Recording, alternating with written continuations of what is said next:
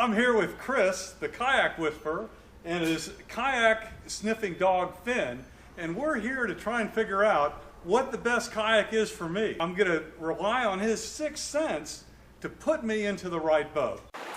Welcome back! If you're new to the channel, we cover kayak modifications, spin, and fly fishing. So poke that subscribe button so you don't miss anything.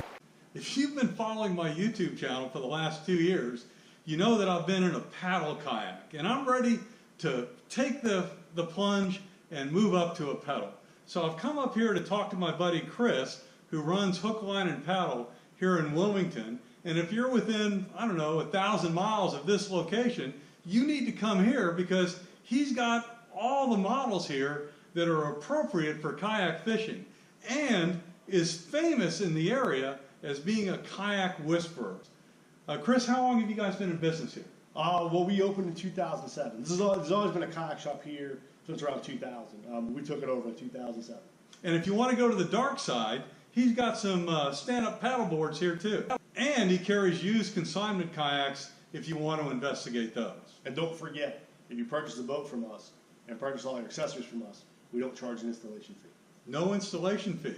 So if you're mechanically challenged like some of us are, that could be a good deal.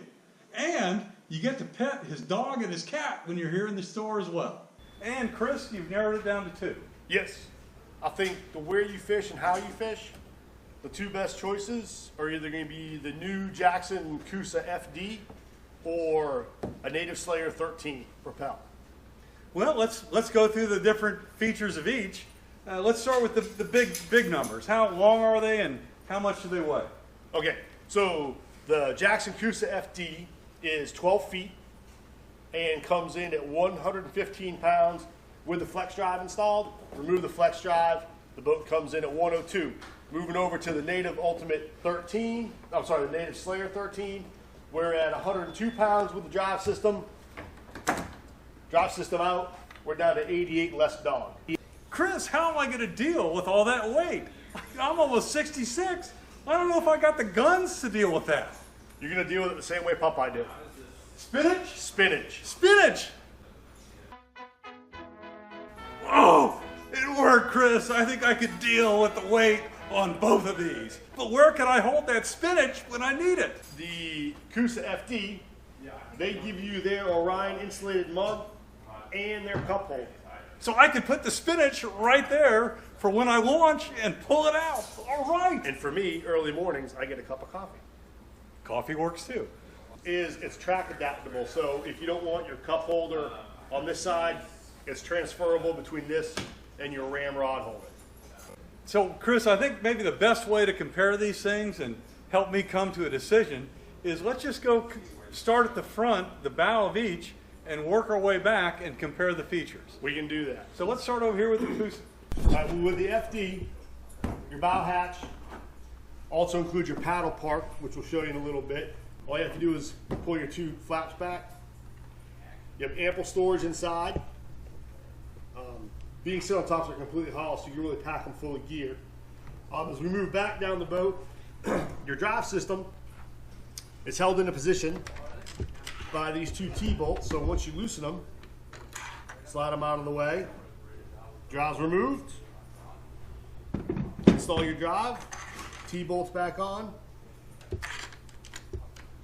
couple twists to secure it, and you're all set. No tools or mechanical ability needed to deal with that. All hands free. All brain free.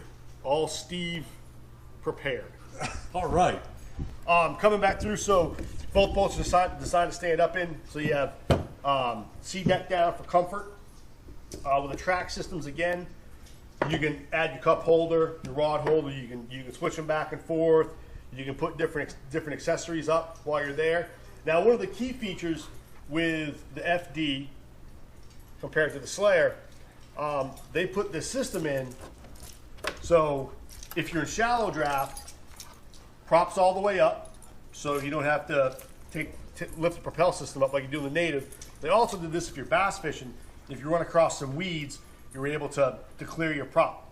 When you want to use it, their shallow Propel draft is 1 D10 up, which will put you in about 6 inches of water. all the way down, it's all the way up. Now you need to run in about 12 to 13 inches of water. The nice thing about the system with these detents are, if you do happen to not see an obstacle coming, when you hit it, it will kick it up into whatever position it needs to be in. If you get really shallow, it'll kick it all the way up into the up position. The seat, breathable material, adjustable backrest, and because you're pedaling, you have to think about your bike seat going up and down. What they did with this seat is they again added some T-bolts with hand screws so you can loosen it and slide it forward or backwards depending on your leg length so you're comfortable while you're pedaling. Another thing, And that's easy enough to lift from low to high seat? yeah, for your low to high position, you just pull these pins, the seat pops up, pop the pin back in. So real simple. And that's going to also, when you adjust it for your leg length, there won't be much difference. You won't have to readjust if you go from the low position to the high position. You should be where you need to be. Is there a limitation on how big you can be to sit in here? This will fit me, I guess. Okay. No, and I mean, I've seen guys use this 6'3", 6'4". I'm 6 foot. We're about the same height. Down to people, 5.5 feet tall. It's just the fact that the seat has so much maneuverability in the cockpit of the kayak. You can basically get, anybody can really fit in this. What they've done, which is interesting with their rudder controls, is they put one on each side and have labeled them left and right. So if you want to turn to the left, it goes forward. If you want to turn to the right, it goes, you pull it to the stern. Now, depending on what you have going on in your hand, if you got a fish, if you're fighting it, if you have one hand busy, you can just come to the other side of the kayak and also control your steerage either way. Again, it's still the same left and right. If you want to lock it down to go straight, there's little detents they flip into. Now the rudder's straight, so if you have to paddle, you don't feel like you're fading off to the left or fading off to the right, that rudder's going to help you track straight. So you're assuming that I'm actually going to catch a fish and have to worry about this? I'm hoping the years of tutelage I've given you, you should be able to catch a fish in this boat. All right. Boat fishing. So again, we talked about the breathable seat on an aluminum frame. What they also add on is a C-line dry bag on the back for some storage. If you want to do cell phone, anything like that, GPS electronics, you have a nice dry bag that mounts to the kayak. Again, so you get your rod holder in the front. Jackson also does come ready to go with 2 recessed tubes in the back. Rod holders, let's talk about those a little bit. Yeah. So it comes with the ram. Scotty. Comes with a ram. Oh, ram, okay. Ram. This is the 2007 series. 2008 is a little bit more taller. And then they have the rocket launcher tube if you want to do some trolling. It's on a ball, just like a lot of ram system. It's very similar. So you can angle your rod holder where you need it and then tighten it back down again. You have a lock on it, so when the rod's in there, if you're going to be moving or if it gets a little choppy, you want to make sure the rod's secure. You bring that lock up over the top. What are these holes for up here in the front? These holes, these are for horizontal rod storage. If you're doing some bass fishing, or if you just kind of around some heavy cover on a river, instead of having your rod straight up in the air getting caught in all the low hanging branches, you can actually lay them vertically and put the rod tips in each tube, and then further back right here you have a way to actually secure right around either your reel or your fighting butt, depending on the length of your rod and how far you put it in the tube. So if I wanted to use those to put my lightsaber in to protect myself against alligators, it would work for that as well. The lightsaber has to be off so you don't melt the kayak. Lightsaber has to be off. Okay. Must be off. Okay. Another thing I just realized, Moving back here, again, you have this comes with recessed rod tubes. It also comes with a way to mount ram surface-based rod holders. These are all brass nut molded in. These little black screws are made of nylon just to protect the threads. So you'll be able to set that ram base on top and put your stainless steel screws in. That means you're just not trying to put a screw in and hopefully it grips the plastic. It's actually ready to take those accessories. Wow. If you want to do a few more track mounted options, like more more ram behind you, you have this whole track system back here. You can just slide your T-bolts into with whatever you have, whether you want to have, if you want to troll 4 rods, you can have 2 come out in the back and do 2 ram tubes out ram tubes out the side.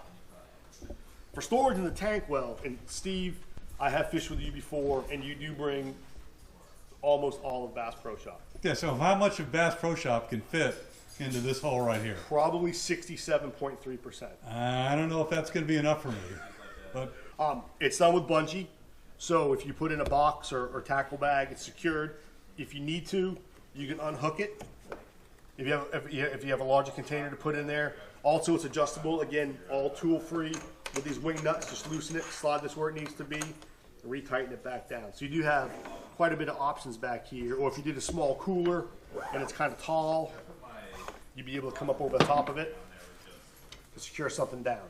so milk crate will fit in there just Milk crate will fine? fit back in here. Another cool product that'll fit back here. It's a product from Yak Attack called the Black Pack. This will buy you 3 more rod holders. 3 more rod holders and tackle storage system. So this empty container, you can. The great thing about the Black Pack from Yak Attack is you can put the rod holders where they need to be because everything's pre-drilled. You can add Yak Attack accessories to it because everything's pre-drilled. And the inside is an open cave that you can outfit any way you want to. All right, that sounds like a good option. I might have to move up from the Harbor Freight toolbox I'm using right now. To the Black Pack.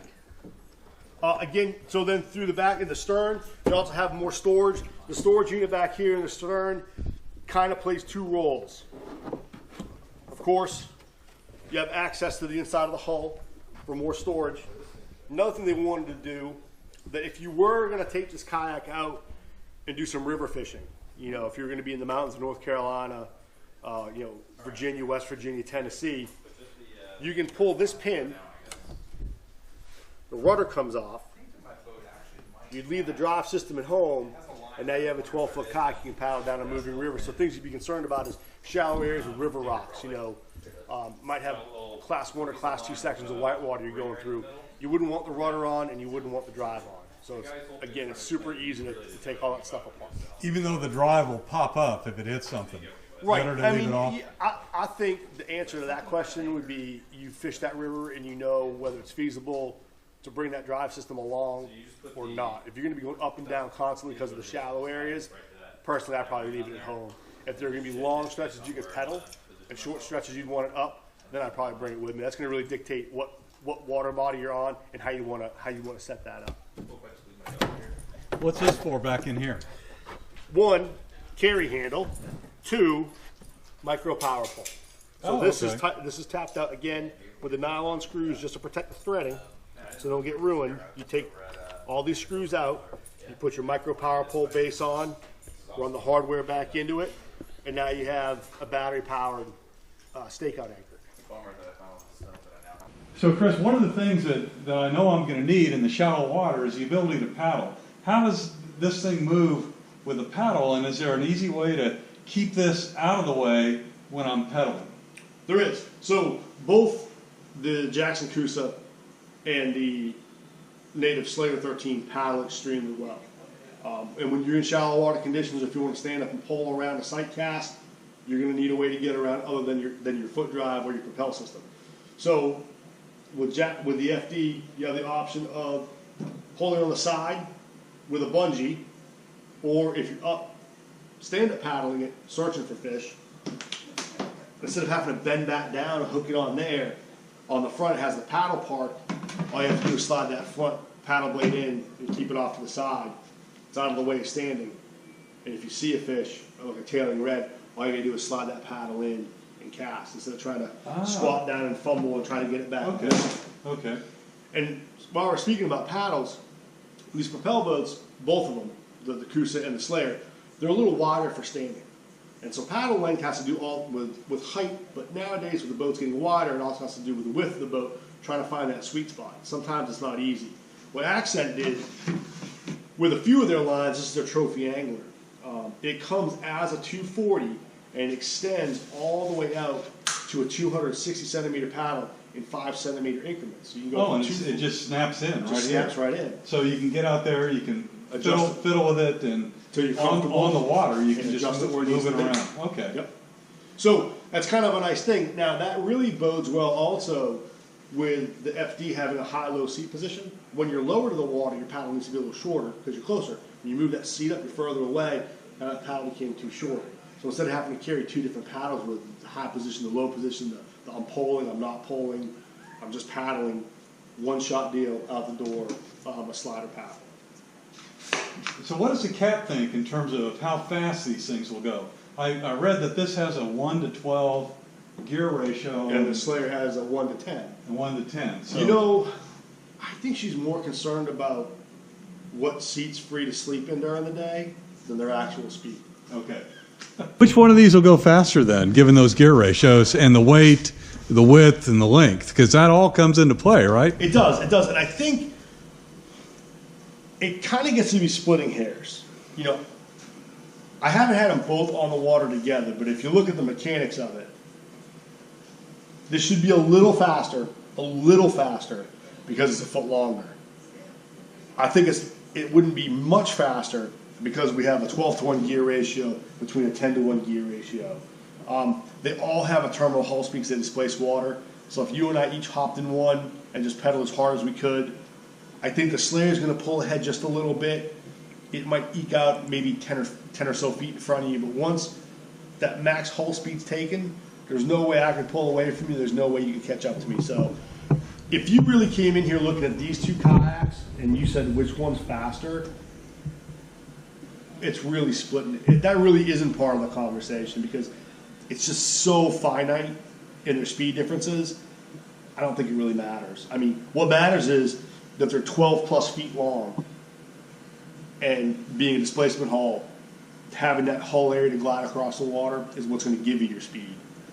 The reason why a native Propel in a flex drive from Jackson is going to be faster is because as long as you're pedaling, you're always applying either power going forward or always applying power going backwards. When you paddle one, every time you finish a stroke going forward, a forward stroke, until you take your next forward stroke, you took your foot off the gas pedal. And that's why longer kayaks are better in those situations because they'll glide further before they slow down. So you don't feel like you're kind of hopping along the water. Okay. So Chris, my fishing buddy is interested in these Jacksons as well. And all he fishes with is whatever he can put in a Ziploc bag. You know, he's not going to need to bring, I think we said 83.2% of the Bass Pro Shop in the bag. Yep. What does the Jackson offer for him? They have a slide-out tackle storage tray. So pad it out for keeping your small loose stuff if you're changing back and forth between lures. Also enough to keep a small plano back here under the bungee. Keep it secure so it's not rattling around. Actually, you can get two under here. They can give you one with the boat, but if you slide it back, it'll fit aside. Okay. Okay, Chris, so that's all pretty good. So let me make sure this is good for my buddy because I know he's interested in it. And sure enough, it looks like this Ziploc bag will definitely fit. Will definitely fit in there. So this will get a thumbs up from him. Yep. Chris, thanks for the overview of the Jackson. Let's go ahead and check out this native because it looks like it's pretty much the same thing.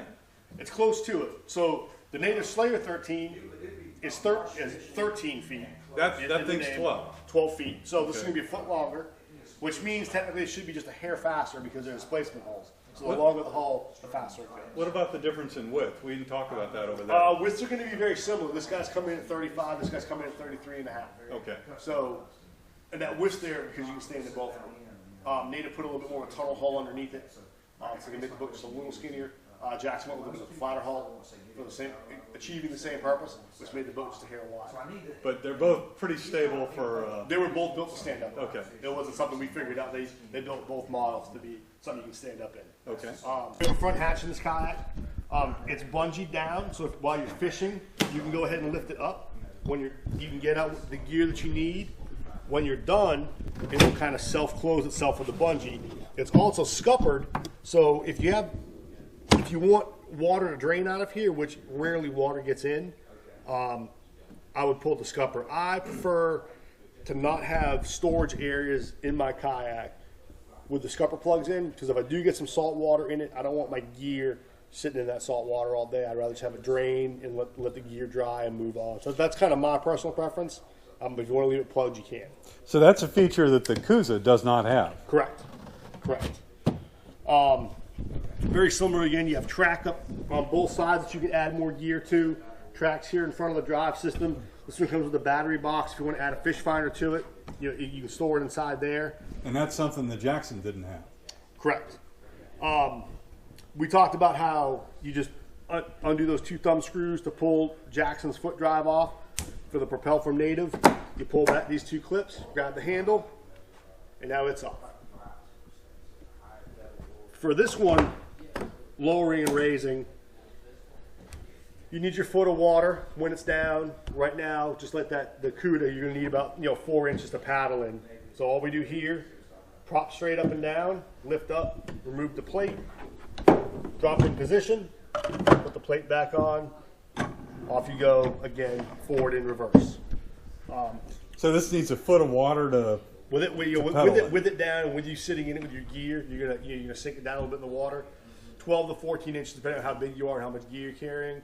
I always kind of opt for 1.5 feet. I don't got nothing to worry about. I know I'm good. This thing hooks down with bungee. When I'm on the water, for me, my preference, just kiddie cording it. So if I do the front left corner, I'll just do the back right corner. That's not going anywhere. That's 2 less things I have to unhook if I have to pop my drive up. Again, personal preference. Is there any danger when you hit an obstruction that the drive unit would be damaged if you hit it and you're so in 9 years, I've never had one come back damaged from actually running into something. And what holds it down is a small tab here. You push that forward to lock it in position. This is designed to fail. If you run into something, that little tab's designed to break, so the drive kicks up out of the way. So Native does give you a few accessories to their kayak. They give you a 3-pocket tool holder, again adjustable, hands-free on their track system. With their slung, you slide it back and forth. For it on the other side, you can just remove it, add it over there, hand tighten it down. The seat adjustment is very similar to the Coosa we just talked about. You're going to loosen your two thumb knobs here. It'll slide forward or backwards to get your leg length right. Once you're comfortable, you go ahead and crank it back down. What they've also done here, and it's got a high-low option. This one doesn't have the high-low option. What they wanted to do was make this more of a bicycle motion instead of a recumbent. So the trick is that the plane of your hips are above the plane of your crank. So when you sit in this seat, you get that kind of down driving motion the way the seat's positioned. So you don't have high-low. I would say compared to this seat and the Cuda seat, you're probably halfway between high and low. You're kind of that kind of happy medium. So for the rudder control on this, it's with this handle for your left and right for your steering or on your rudder. On the other side of the kayak, they added a cup holder / forward-facing rod holder. Not really designed to hold a rod while you're fishing. But the nice thing I like about this rod holder is if you end up breaking off like you normally do on oyster beds, when you stick the rod of your butt in, when you stick your rod butt in there, that line's dangling right in front of you. You're able to retie a lure, pull it back out. You're not trying to find a place to stick your rod, trying to keep the reel out of the water. It's just a nice spot you can stick it in. That's handy. Yep. Same breathable seat design, theory. All again aluminum frame like the Cuda. Native, welds their aluminum instead of having it bent. And these guys bend it over here? It's bent. It's one solid bent tube. Okay. You're getting the same thing. Native just has it welded and powder coated. That's right. This is just bare. What aluminum. Is this? Aluminum. Aluminum. It's all, and in all these kayaks, any kayak from a store like what we do, like is a specialty paddle shop, it's all going to be aluminum and stainless steel. This boat could end up in Wisconsin. That boat could have ended up in Idaho. They both ended up here on the East Coast, and they're going to be using salt water. So which seat is more comfortable for someone with hemorrhoids? Minor hemorrhoids, I would say Native, major, the Cuda, but you know what? If you have one of those fancy little rings, you could probably sit in any one of them. Sounds good to me. Native doesn't add that backpack to the back of the seat that Jackson does from C-Line. They did hand sew one of their own backpacks that fits the contour of the back, or they also have an optional tackle box storage system, and this simply just Velcros onto the seat on both sides, and on the bottom also to keep it stable. Oh, that's pretty handy. And then Does it again down here. That looks like it could fit a lot of stuff. So you have a few smaller pockets. They're bungeed, so you get a little bit they're a little bit pleated, so you get some gear back there. What they also did was make this big enough to take a standard planter box. So you'd have one on each side. Got it. And again, you go ahead and you strap these down here to the bottom. The seat more comfortable for a dog over here? Well, you know, I don't really fish out of Jackson's a lot, so he's used to being in a native. Which one has more dog room for the people that like to fish with dogs? I would probably say the Slayer 13, because the tank well is a little larger. We'll see that as we move through this video. You get your 2 recessed rod tubes in the back like you do with the Jackson.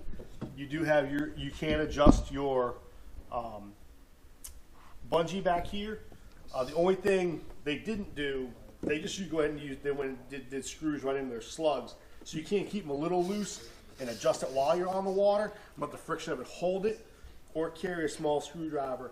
There's a few aftermarket companies like Select Designs out of Everett, Washington, that are making standard posts that you can slide in the track system, and again have that little wing nut if you wanted to make it a little bit more adjustable. Tank well is definitely larger. So how much Bass Pro Shop can I put in here? Probably about 84.3%. You sure I can't get any more than that? 84.3? Depends on Not how high 85? you want to stack it. You stack it a little bit higher, you might lose a little stability, but you probably get a little bit more. Maybe up to 90? Up probably, but that might be pushing it. Sounds good. So now, you have a little bit more gear storage back here. It is rounded out ready if you wanted to do a 5-gallon bucket for a bait well. Oh, that's pretty cool. So that's made to grip that so it doesn't slip around. And again, for myself, I'm going to have my scuppers pulled in my tank well because that's where my tackle bag is. And if I get any water over the side, I don't want it sitting in the I don't want that bag sitting in water. Now over here on the Jackson, there are no scuppers back in here, so I guess all this feeds. It all drains to the front. It feeds up to these scuppers up here. It feeds all to the front. Okay. And so when we looked at the Jackson, where it comes with ram, native doesn't come with anything. So because we already looked at the ram product, I wanted to show some Scotty. So with Scotty, their gear head adapter is similar to Ram's 1.5-inch ball for rod holders. All you have to do is slide it in, adjust it where you want it, grab whatever rod holder you want. The one I have handy right now is for a fly rod. It's just going to go ahead and put right in. Slide your fly rod in, lock it down, you're good to go. So the nice thing about Scotty is, like Ram, all their rod holders fit that 1.5-inch ball. So as long as you have that 1.5-inch ball on the boat, whatever you want to fish, you just get that appropriate rod holder. And same with Scotty. As long as you have that gear head on the boat, whatever rod holder you want fits in it, like the power lock or the bait caster also works. So if you can stay in the same rod holder manufacturer family, you can change up the way you fish day to day with different rods and reels without having to worry about buying a bunch of extra bases to make it happen. On both boats, a lot of customers offer anchor trolley systems so they can face any which way when the current's going. Jackson and the Slayer 13, neither one of them come with anchor trolleys. I'm a big fan of Native's version of it, their Stay Tight trolley. Again, we mount it. It's all stainless steel hardware. We go ahead and we mount that for the customer. And now, if you want to face into current to fish, you can. If you want to face away from current, this allows you to maneuver your anchor from bow to stern to position the kayak the way you want to be. So that sounds like a pretty critical accessory that everybody ought to get. It's more and more. It's almost automatic. People hem and haw about how many rods they want to carry, but they always end up with an anchor trolley for that versatility and control while anchoring in a kayak. Look, given the weight of these boats, there's no problem with the anchor trolley holding the weight in the current? No, not at all. So what the Native Stay Tight trolley system did, they have Harken sail pulleys, and then the rear Harken pulley is open, and it comes with a 1/4-inch bungee. So in current, it allows it to stretch and hold the boat where it needs to be. When you're done fishing and you pull the anchor up, that bungee retracts and pulls that anchor trolley rope right back up nice snug to the hull, so you don't have a big sag of line in the water while you're pedaling around. Okay. So it kind of has a dual purpose to it. Okay. Chris, I really appreciate the walkthrough on both of these boats. Now we get down to brass tacks. What are these things going to cost? You know, I only make tens of dollars on my YouTube channel. Can I afford these boats? If you keep putting up videos, yes. So, the Coosa FD comes in at $29.95.